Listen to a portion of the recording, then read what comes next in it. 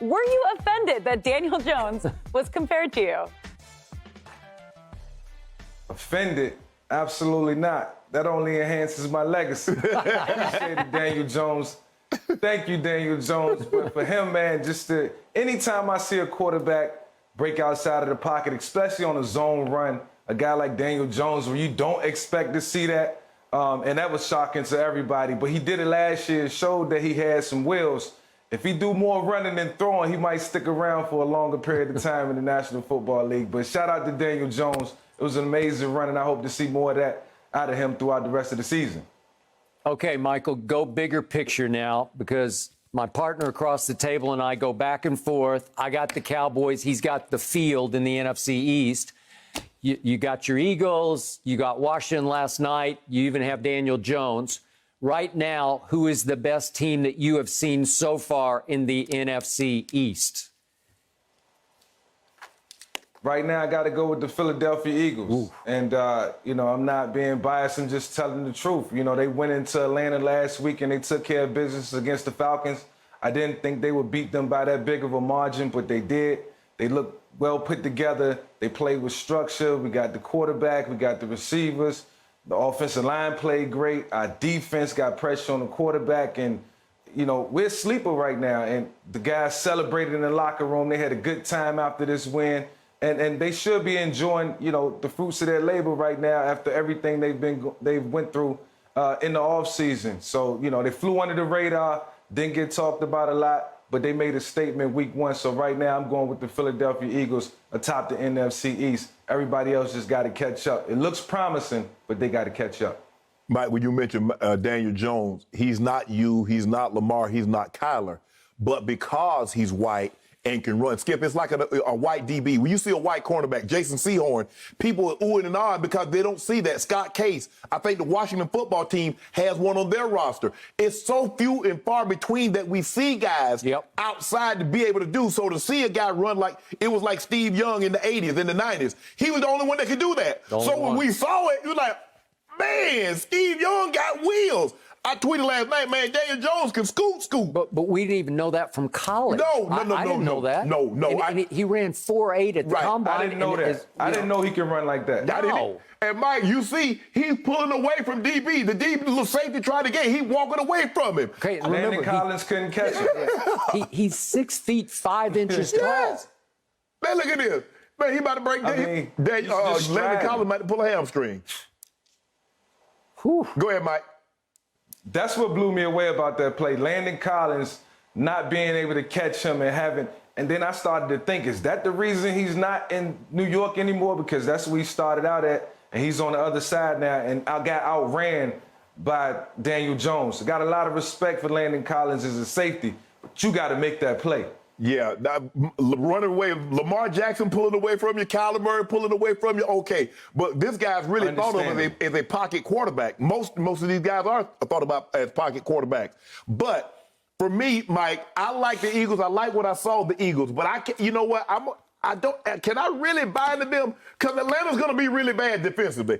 Atlanta hasn't, I don't care what anybody say, Atlanta has not recovered from 28-3, Mike. You watched them over the last several years. That defense has progressively gotten worse. They got a few good pieces, but it doesn't matter. Dan Quinn was there. They've had a lot of different minds, defensive minds, and nothing is getting resolved. So for me, I'm really like, okay, I like what I saw. Jalen Hurts performed phenomenal. Devontae Smith, Jalen Reagor, Kez Watkins. They got Ertz. They got Goddard. Miles Sanders. They got nice pieces. The offensive line is finally healthy. Lane Johnson. They got Brooks. They got Kelsey. Kelsey. And they got the big left tackle that just paid a lot of money to, Skip. They look good. Yep. But I'm like, are they really this good or the Falcons this bad? I think the Falcons going to be bad, but I'm liking what I'm seeing. Daniel Jones showed me a little something last night that if you protect him, and his biggest thing is he gives the ball away. That's his problem, Skip. He can make every throw on the field. He's just like, here, take it. You hit him, he'll give it to you.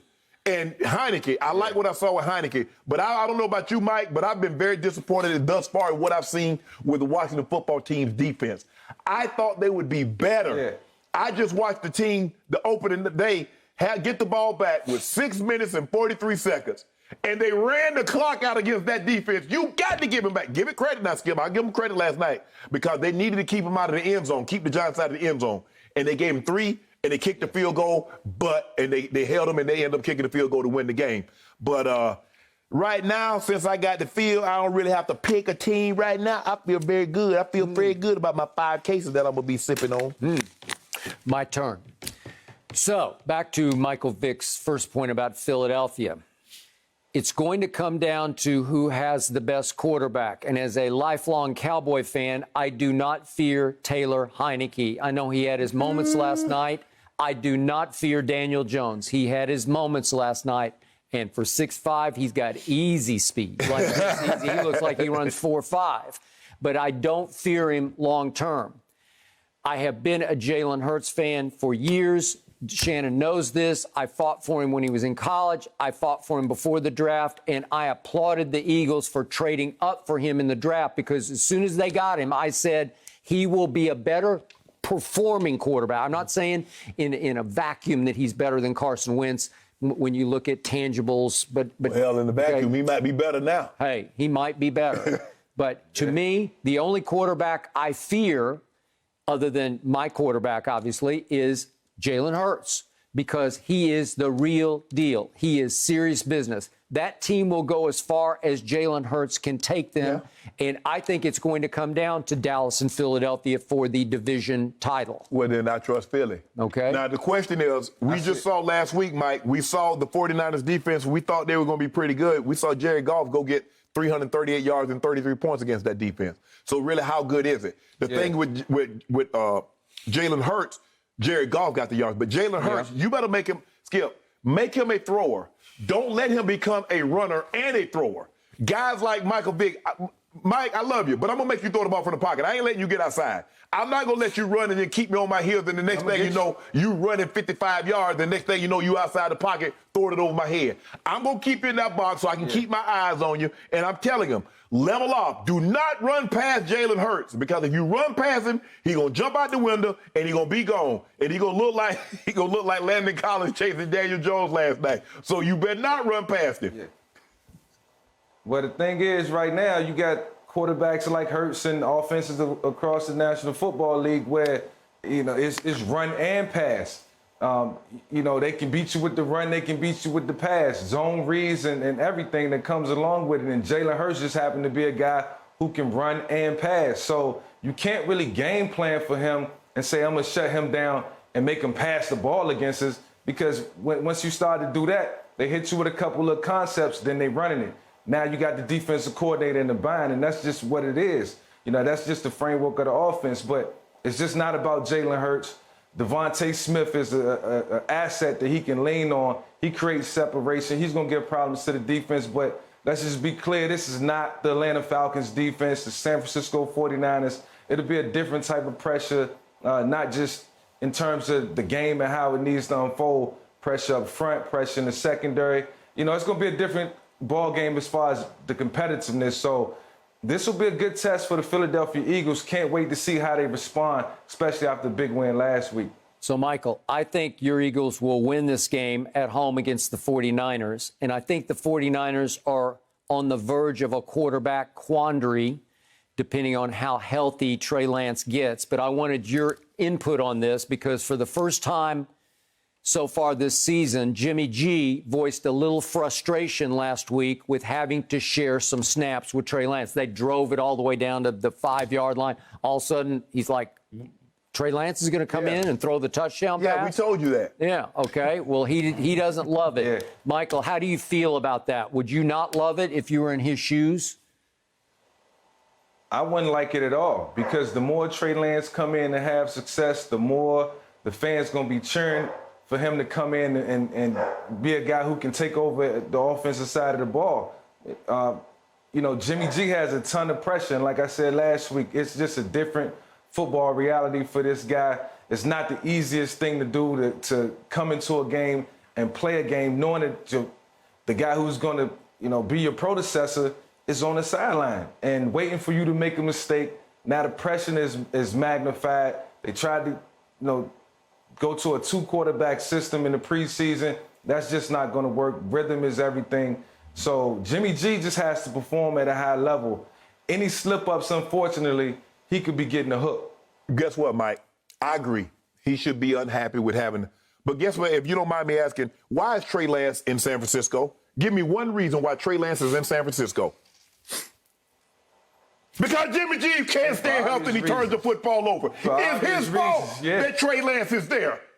So why is he upset? If you'd have stayed healthy, if you stopped turning the football over, they wouldn't have traded up to get Trey Lance. They mortgaged their future because of you. But you, man, be mad at you because you've been staying hurt. Your first year you get there, you tear your ACL. And then last year you have an ankle injury. And what do you do in between? Turn it over. We know you win, but you turn it over too much, and they can't count on you. Your durability, your availability.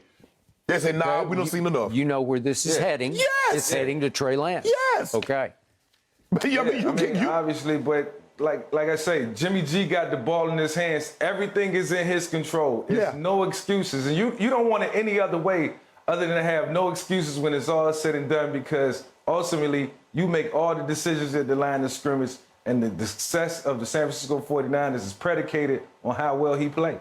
Mike, he's always had the ball in his hands. That was the problem. He had the ball in his hands. I'm talking 2021. I'm talking 2021. We got to give him a fast shake. Mike. Look, he about to go against a tough defense. Mike. If he can handle the Eagles' defense, he bring to the table. Mike, who was the quarterback when you got to Atlanta? Chris Chandler, right? Chris Chandler had taken him to a Super Bowl, right? But you really used the number 1 overall pick. You got to be number 1 overall pick. Why? Because they call him Christopher Chandelier. I'm from Georgia. I know what they called him. He couldn't stay healthy. He couldn't take care of the ball. So when Michael Vick finally got in there, what happened? He went to the bench. Am I correct? I mean, it was lights out. Okay, then. I mean, I was undeniable. Okay. I was undeniable. So that's what I'm saying. So it was 2001, Mike. Okay, 2001. You gave Chris Chandler a chance, right? So what does history tell you? But I didn't take over to week 16. I didn't take over to week 16. He had an elbow injury, and, the rest was history. You got some reps, though. You were getting reps. I mean, when I think about that time, it was just about learning and trying to soak as much in from Chris Chandler as I could. But the more I started to get reps, the more I started to watch his routine, I started to learn vicariously from him. And it made me a better player. So ultimately, that's what's going to happen with Trey Lance as we go through the season, whether Jimmy G have successful plays, make mistakes. Trey Lance is going to get better from watching from afar, and he'll be ready around week 8. Thank you for watching. You can subscribe here to get the latest from the show, and be sure to check out more of the best clips from Undisputed, or go watch a few other segments from our other shows on FS1.